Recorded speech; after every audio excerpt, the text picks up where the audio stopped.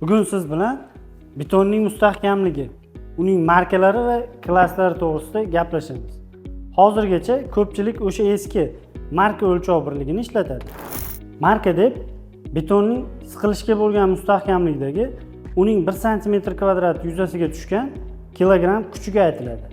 Masalan, 266-33-91 GOS'ning 6-jadvalda ko'rsatilgandek M200 markali beton 1 cm² yuzasi 196,5 kg kuchga bardosh beradi. Klass bu betonning zamonaviy o'lchov birligi, ya'ni uning sinfi. Bunda betonning talab etilgan mustahkamligi megapaskalda, MPa da o'lchanadi. 18105-2018 GOS'ning 6.4.1 punktida berilgan ushbu formula orqali hisoblanadi.